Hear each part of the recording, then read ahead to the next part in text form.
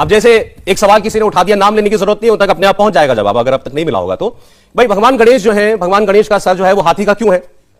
और उन्होंने पूछा कि ये भगवान कैसे हो सकते हैं, इसका कोई लॉजिक है, कोई एक्सप्लेनेशन है? तो क्या हमारे यहां पर हमारे भगवानों के, हमारे देवी देवताओं के पीछे कोई लॉजिक नहीं है, केवल पूरी कल्पनाएं?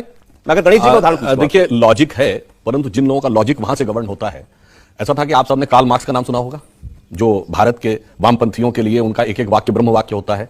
भारत को वो उसी चश्मे से देखते हैं जिस कार्ल मार्क्स ने ना कभी भारत आया, ना संस्कृत पढ़ी, ना कोई भारतीय भाषा पढ़ी, ना कोई भारतीय ग्रंथ पढ़ा। उसने न्यूयॉर्क हेराल्ड ट्रिब्यून में 1854 में एक आर्टिकल लिखा अमेरिका में, और उसमें उसने ये चीज प्रयोग की, उसने शब्द प्रयोग किया कि जो ब्रिटिशर्स भारत के साथ कर रहे हैं वो दुखद है परंतु आनंददायक भी है।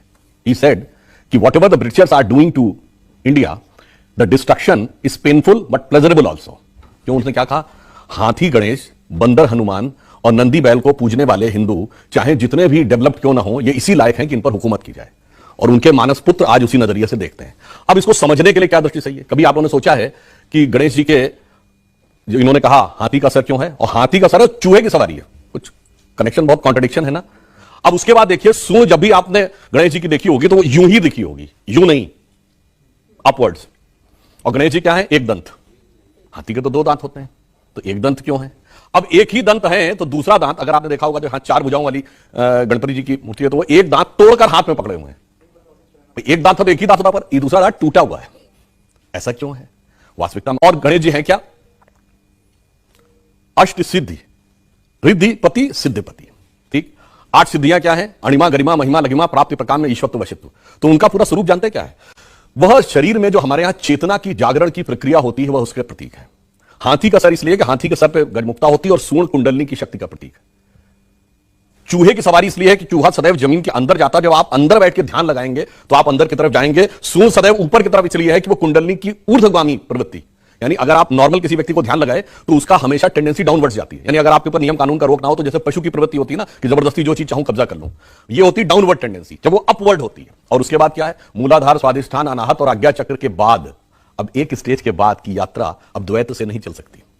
यानी अब आपको ब्रह्म और संसार में से एक के साथ संबंध विच्छेद करना पड़ता है, तो संसार से संबंध तोड़ना पड़ता है। इसलिए एक दांत है और दूसरा दांत तोड़ा हुआ है, फिर आगे की यात्रा ब्रह्म तक जाती है। तो आप ये समझिए, अब जिसको इसके फंडामेंटल्स ही ना पता हो, उसकी हम गलती थोड़ी करते हैं। जैसे आप नमक खाते हैं, नमक का केमिकल फार्मूला क्या है? NaCl। NaCl में Na का मतलब है सोडियम और Cl का मतलब है क्लोराइड। ये आप तब समझ पाएंगे यदि आपने पीरियोडिक टेबल पढ़ी हो और केमिस्ट्री के बेसिक एलिमेंट्स पढ़े हो। अगर आपने नहीं पढ़े तो आप NaCl को पढ़ेंगे नेकिल, फिर ऑक्सफोर्ड डिक्शनरी में उसका अर्थ ढूंढने का प्रयास करेंगे। आप कहेंगे नेकिल तो कोई शब्द नहीं होता, इसका मतलब या तो ये नेकलेस है या ये निकिल है। और ये पढ़ के आप जितना बड़ा अर्थ का अनर्थ करेंगे, उतना ही बेसिक ज्ञान के अभाव में हिंदू धर्म के देवी देवताओं के इस विराट चेतना के स्वरूप को समझने में वैसी गलती हमारे जो बौद्धिक प्रतिद्वंदी या मार्क्स के मानसपुत्र, मैकाले के मानसपुत्र कर जाते हैं। अच्छा, ये परिभाषा आपको या ये जो थ्योरी है भगवान गणेश के पीछे, कितने लोगों को आप में से मालूम थी? अगर नहीं मालूम थी फिर बजाई ताली। अच्छा, एक और बात भी कह दूं, गणेश जी शंकर जी के पुत्र हैं। क्यों? शंकर जी जो हैं वही सारा तंत्र का तो आगम तंत्र, जो चेतना के उन्नयन की बात है, वो सारा का सारा तंत्र सूत्र शंकर पार्वती को बताते हैं। इसीलिए शंकर पार्वती के पुत्र गणेश हैं।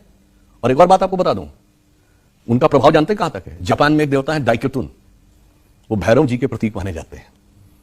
और आप मंगोलिया में जाइएगा, नेट पे सर्च कर लीजिएगा, जितनी बड़ी बड़ी कब्रें हैं, मकबरे, इंक्लूडिंग चंगेज खान का मकबरा, उसके बाहर त्रिशूल और शंगी दोनों लगा है। क्यों?